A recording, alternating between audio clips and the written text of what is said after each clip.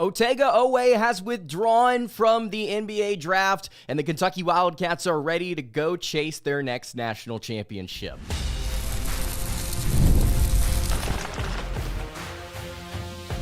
You are Locked On Kentucky, your daily podcast on the Kentucky Wildcats, part of the Locked On Podcast Network, your team every day. All right, what's going on, Big Blue Nation? Welcome on into Locked On Kentucky, your daily Kentucky Wildcats podcast. I'm your host, Lance Dawe, and on today's episode of Locked On Kentucky, we are going to be discussing Otega Oweh returning for the Kentucky Wildcats. Big time announcement here from Otega, taking his name out of the NBA draft, coming back for one more season in Lexington. I could not be more excited to see Oweh back in blue and white one more time. Mark Pope said yesterday that the decision would come down to where his heart was, and clearly his heart is in Lexington for one more season. Thank you guys so much for making Locked On Kentucky your first listen every single day. I want to remind everyone out there that we are free and available on all platforms. If you're watching on YouTube, I would greatly appreciate it if you subscribe to the show. If you are listening on the podcast, I would greatly appreciate it if you subscribe there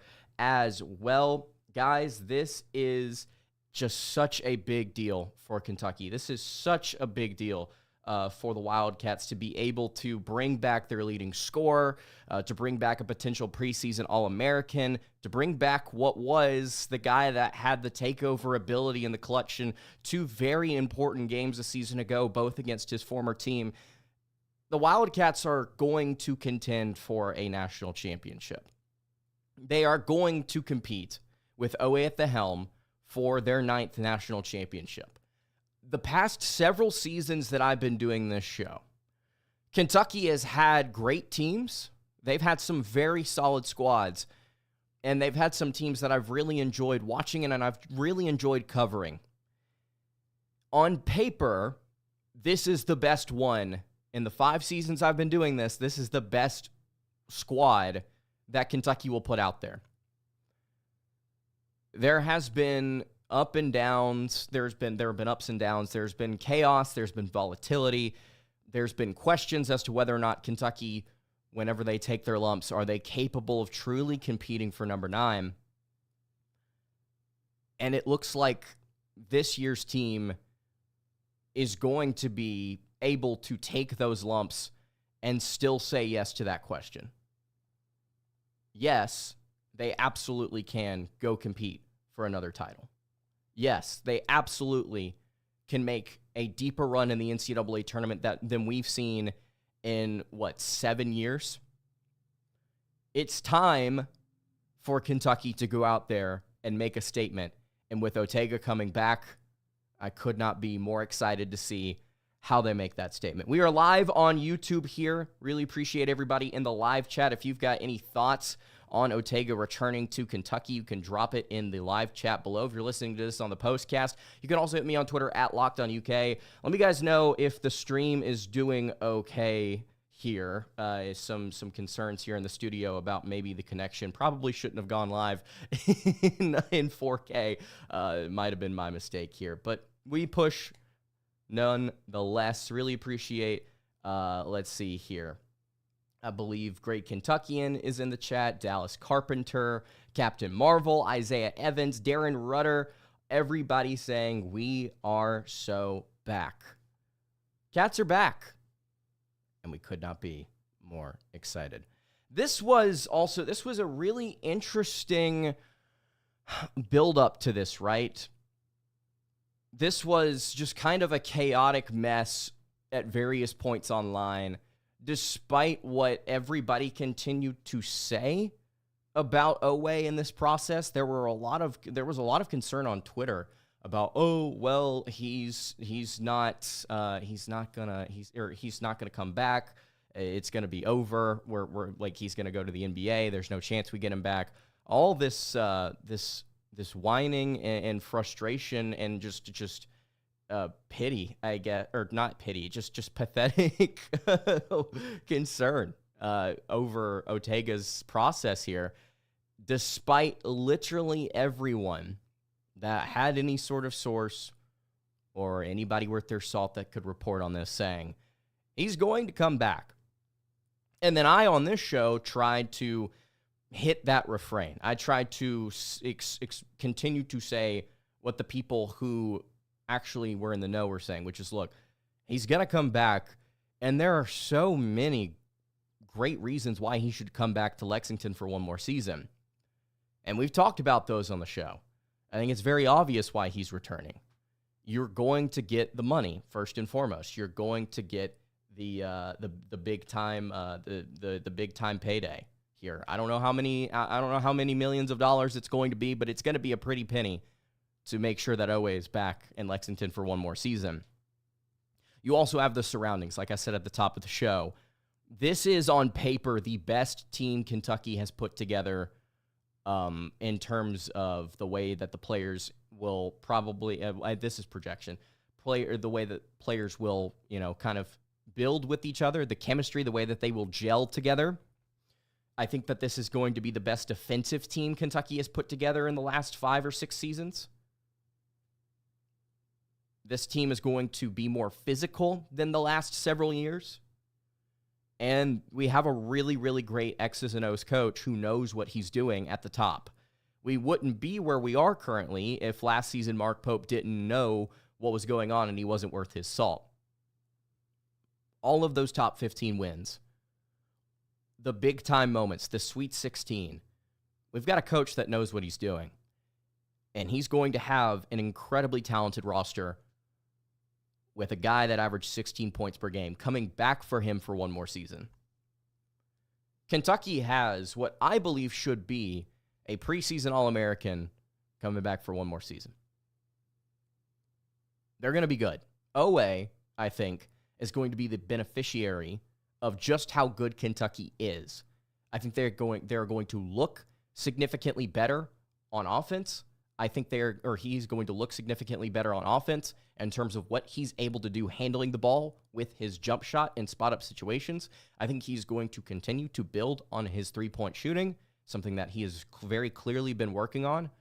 And you've got guys that can space the floor but also take it in themselves. Kentucky didn't have a lot of guys that could just drive to the hole at rim to the hole last season.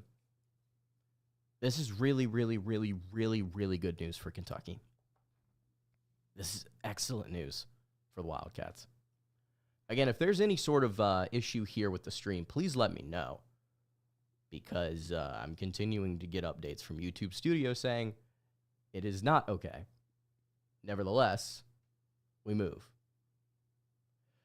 We'll continue to break this one down here. We'll continue to talk about Oweh's return to Kentucky basketball. We'll get to the live chat here in just a little bit.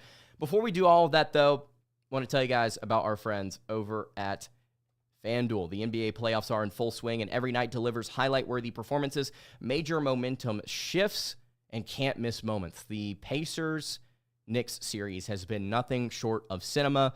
Same with OKC Denver, despite that series already being over. It was absolutely incredible. Whether it's a game-winning shot, a breakout player, there has never been a better time to get in on the action over at FanDuel, and they make it really easy to stay in the game before tip-off and live. With player props, performance trends, and same-game parlays, fans have more ways than ever to play smart and win big. If you're new to FanDuel, it's the perfect time to sign up. Head to FanDuel.com and place your first $5 bet, and if it wins, you'll get $200 in bonus bets. Make every moment more with FanDuel, an official sports betting partner of the NBA. All right, continuing along here on the Wednesday edition of Locked On Kentucky. This week has just flown by. Lance Dawe hanging out here with you. Really appreciate you guys checking out the show today. If you have not subscribed to the YouTube channel or the podcast feed, I would greatly appreciate it if you did so. Just realized that the background is not correct here on the show. It is now. Appreciate everybody in the live chat. We got Jevons in here, of course. Really appreciate it. Stream looks good. Okay, good to hear, because YouTube Studio is begging me to change the resolution. And frankly, I'm not going to do that. I saw somebody in here that said that they were from Columbus, Ohio, UK, class of 2012. Let's go. I saw a couple different people in here from Tennessee as well. Appreciate everybody in the chat breaking down Otega Oweh returning to Kentucky. So the roster at this point is complete, right? I say probably in the on the graphic here, it's probably complete because Kentucky still technically has one more roster spot available Darren Rudder, by the way, from Australia. That is sick. That's really cool. What time is it in Australia right now? Dang. But you have you have a roster right now, and you've got one more scholarship to fill. And I say a roster, I mean like you've got a 14-man rotation at this point, pretty much. The Wildcats could go out there and maybe get somebody else extra to kind of throw in here if they just want to be able to just be a part of the ride, whether that be some lower transfer, maybe that's originally from the state of Kentucky. They already did this with Potter. They've kind of done it with Braden Hawthorne, except Hawthorne, I think, has an insanely high value the longer he's at Kentucky. Southeastern Kentucky in here. We've also got Isaiah from Louisville in here, 8:25 in the morning. Man, up bright and early. Well, not bright and early. You're up early for some great Big Blue Nation news, man. So let's walk through this roster here real quick. And I'm not like, we can talk about like who should start and everything in a little bit. But as far as guards to forwards to centers go, you've got Jalen Lowe, Denzel Aberdeen, Otega Oweh, Jasper Johnson, Colin Chandler, Braden Hawthorne, Trent Noah, Cam Williams, Mo Diabate, Andrea Yelovich, Jaden Quaintance, Brandon Garrison, Malachi Marino, and Reese Potter. Perfect. I don't know if you could be upset with this roster as a Kentucky fan. On paper, I don't know how you could look at Otega coming back and take a step back and look at the entire picture and not think this is a national championship contending team, and it is a very deep and balanced rotation that Mark Pope is going to put out there. You have experience, you have youth, you have athleticism, you have size, you've got shooting. The only thing that I think could have possibly made this roster better is possibly getting somebody like an Obi Agbim or somebody like a Lamar Wilkerson. Right now, those are the only two players. I was like, I don't even know who I'd swap them out for, because I really do like the thought of Colin Chandler in year 2. I really like the thought of Jasper being able to kind of take control of the offense coming off the bench, if he does come off the bench. I really like Denzel Aberdeen's addition to this roster just because I think statistically he will be improved under Kentucky marginally. And then also I like the leadership there. I think Jalen Lowe has a really high upside as a distributor. Maybe somebody like Agbim would have been a more efficient scorer, but I think Lowe has, again, potential here at Kentucky. Top to bottom, you've got somebody like Cam Williams, who's super athletic, that's got 3 more years after spending a season at Tulane, just going insane. This has been incredible. And the crazy thing about the way that it's gone down is that Kentucky has been able to do this in like a month. They've been able to put together this roster very quickly. Do you realize, like, last year we were like getting started in May? We were like we were just adding Amari Williams to this roster and Lamont Butler, and then players like Kirk Carissa, Kobe Brea later on, Brandon Garrett. Like, it took a long time for Kentucky to get together a group of guys, and the transfer portal had already been going on, and players had already started coming in and out. The Cats went out this season with with a staff that had already gotten their feet wet and a coach that knew what he was looking for to compete in this league.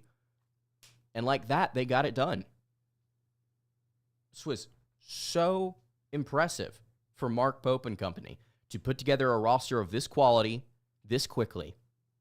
And Otega, the leading scorer, is coming back to lead the way. We'll get to the live chat here.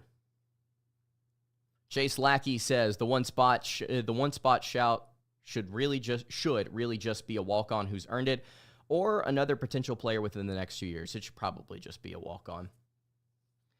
SRH0389 says, very close to a platoon system IMO. Wouldn't suggest we do that, but it looks like it on paper. I actually have a document open from a show from the other day where I talked about whether or not Kentucky should platoon. And then I went through like the blue and the white and how that would possibly look. But you could, I'll say what I said yesterday. I'll say what I said on that show, and I'll say it again. Will Mark Pope do a hockey platoon, 5 in, 5 out? We're just gonna rotate every single time, or every single time we rotate, we're gonna take every single player out. No, I don't think they're gonna do that. But just based off the way that he coached it last season, I think Kentucky is going to rotate in chunks quite a bit. I don't know if it's not going to be 5 at a time, but it's certainly going to be 3, 4 guys coming in, coming out pretty consistently every 4 minutes or so. It's not just maybe 1 or 2 guys. We are mass subbing frequently. And because of the way that this roster is constructed, I think that they can do that and not just get away with it, but thrive off of it. On paper, it looks like they can do that. We'll see what happens when it gets into the season. Who knows? Maybe Kentucky takes lumps early in the or the non-conference slate because there's too much going on with the rotation, and the pieces don't exactly fit as well as we thought they did. Who knows? But on paper, it looks like Kentucky's going to be able to do that and have some success with it. SRH0389 also says, do you think Oweh would have been the highest paid player in men's basketball if he hit the transfer portal? I don't know if he would have been the highest paid player in college basketball, but he certainly would have been towards the top of the list. You also have to think about what other teams are looking for and what other teams have spots open right now that would be that Oweh could fill and actually like feel comfortable in. Like how many teams already have gotten a starting shooting guard or starting wing that they've already paid so much money that they feel comfortable with rocking with. And I mean like the blue blood teams that could actually afford to pay him, probably not a ton. And he made it pretty clear, like he was either going to the draft or he was coming back, which is awesome, by the way. And another thing here, another interesting thing. Oweh's announcement video on Instagram that he dropped like an hour ago. In the video, he still had his dreads. He's shaved his head. He's got a clean cut, which I think looks sick. He's cut his hair like since the end of the season, meaning he made that announcement video that he was coming back before the draft process even started, which is kind of crazy to think about. So for anybody out there that was on Twitter over these last several weeks, whining and freaking out about Oweh not coming back, there's a pretty good indicator right there that this was the plan, or very much so a possibility the entire time. It was not an Oscar Tshiebwe, does he come back, does he not? It was not last season where we were trying to hold on to recruits and they were just like from the previous cycle and they were just slipping out of our hand. This was not something that we've dealt with before. This was a pretty comfortable, okay, we know he's going to come back. It's just a matter of him getting all the information he can and performing in workouts and looking good doing so. And he accomplished everything that he wanted to. It seems like on paper. And SRH also makes a good point in the chat. They also could have recorded a video of him saying goodbye, which the fact that it was on the table, I think is interesting. Tim Maggard says, cheering the Cats from Southwest Florida. Born in Hazard, lived in Lexington, decades removed, however, still bleeding blue. Yes, sir. Great Kentuckian says, will Pope be expecting everyone to shoot at least 3 to 5 threes total by the end of regular season? I know is all about the team shooting at least 30 threes a game. Like he said recently, like the reason that they didn't shoot 30 threes a game last year was because of the fact, or because of like bad coaching. That was his reasoning. Like they did not execute as a staff. I just think that they had some kids that were too scared to pull. I mean, if you want to shoot 30 threes a game, you're going to have to take some ill-advised shots, dude. You're not going to be able to scheme up a semi-open to open look 30 times a game minimum. It's just very difficult to do. So you're going to have to shot chuck a little bit. I don't know if this team's going to shot chuck, so to speak, but I would expect them to at least put up threes at the rate that last season's team did. And what might offset some of the lack of efficiency or projected lack of efficiency is what they're able to do in the other aspects of the game to give themselves more possessions. Offensive rebounds, creating turnovers, just getting stops as a whole and getting back and playing your offense quickly as you tend to do. Anything to give yourself more time with the basketball is going to lend to you shooting more threes. They didn't do that great. They didn't do those things very well last season. I would expect them to be better at it this year. And so I would say that it's on the table that we see guys taking 3 to 5 threes a game. Maybe not the entire rotation, but certainly a large portion of it. I think Lowe, Oweh, Aberdeen, Johnson, Chandler, Cam certainly will. Yelovich, I think, will. I think Oweh will. I think Lowe will. I think Jasper definitely will. So we're going to be putting up shots. That is for certain. Let's see here. JJ Sneed says, I don't blame him for going through every workout. I don't either. That was something I continue to hit on. I'm like, the kid wants to go to the NBA. Oweh wants to play in the league. It's his lifelong dream. I don't blame him for getting as much info as he possibly could and waiting until the very last day to pull out of the draft process. As did, by the way, so many other major names in college basketball. Over the last 48 hours, we've seen some huge players in this conference decide that they're going to come back. Alex Condon is back. Tahad Pettiford is back for Auburn. This is going to be a very, very solid cream of the crop league once again because of so many players deciding instead of going to the draft, Carter Knox is back for Arkansas. Instead of going to the draft, you're going to be able to come back and play one more year in the SEC. It's going to be competitive. It's going to be insanely competitive.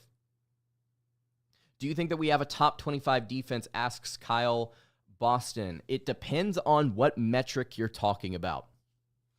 Because in terms of points per game, no. I don't think Kentucky will be top 25 nationally in points per game. In terms of effective field goal percentage, I think Kentucky will be significantly improved. I don't know if they'll be top 25. In terms of adjusted defensive efficiency, I think that you could make a strong case for Kentucky making a jump inside the top 30, 35-ish, and kind of staying there. If they are able to also at the same time have a top 25 offense, the team is going to be very hard to beat. They're not going to be immortal. They're not going to be unbeatable, but they will certainly be very difficult to take down. Top 25, I think the best case you can make here is Ken Palm's adjusted defensive efficiency. That's the closest I could get. I wouldn't say yes right now, but I would say it's definitely on the table. I just need to see JQ healthy and see how he impacts the game. Darren Rutter says, definitely top 25 defense, maybe top 10. I like the optimism very much so. What was holding Kentucky back in the metrics a season ago, it was two major numbers. It was their interior defense and it was their turnover percentage. 338th in turnover percentage. They just didn't turn opponents over, and they were 295th in two-point defense. They were just really, really bad at getting stops at the rim. If you can keep JQ out there for a consistent amount of time to shot block, to shot effect, and to keep other teams off the glass as well, Kentucky is going to rise statistically, and I think that you can make the argument that it is going to be dramatic. But we don't know. We'll just have to see. Let's see. Kentucky Boy has a starting 5 projection in the chat here. Lowe, Oweh, Williams, Garrison, and JQ, the 2 center lineup. I'm a fan of the concept of starting 2 different centers. Some people in the comment section seem to disagree with that. I literally just opened Twitter, and the starting 5 projection is Lowe, Chandler, Oweh, Diabate, and Garrison. And the one underneath that, it went away. Anyway, point being, there are so many different ways that you can rotate this lineup. I am I am very excited to see just how this staff wants to attack it, because the versatility is very much so there. The versatility is a huge aspect of this. I will say this, if there's one player you are confident in starting, it's Oweh, now that he's back. Great Kentuckian says, my lineup goes big, low, Oweh, Diabate, Garrison, and JQ. Man, that's a tough lineup to score on. It's a very tough lineup to score on. Let's see. Julie Sheving in the chat, can't wait for the season to start. I agree. Kyle Boston says, I'm ready to see Aberdeen's growth. I'm pretty excited, man. There's somebody apparently in the chat that's talking about Arkansas-related stuff. I don't even see him. But anyway. Haven't seen him, to quote Cal. Anyway. Guys, this is really, really good news, man. This is such great news that Kentucky is able to bring back some really important pieces. And they brought in some really, really solid portal additions. They've got a great freshman class. Guys that I'm really excited about. Guys that long-term should be here several years in the program. Kentucky's future is about as bright as it's been. Gone are the days of seeing insane roster turnover heading to the league, I think. You've got 1, 2, 3, 4, 5, 6, 7, 8, 9, 10, 11, 12 guys that could come back next season. And I think if I had to guess, more than half of them would. So I'm pretty fired up. That's going to do it for today's episode of Locked On Kentucky. You can follow the show on Twitter at Locked On UK. You can follow me on Twitter at @LanceDawe_. You can follow the show over on Instagram. That is at Kentucky Podcast. Any questions, comments, concerns, you can leave those in the YouTube comments below. You can hit me on the socials. I will see you all tomorrow. Hope you guys have a great rest of your day. And of course, God bless.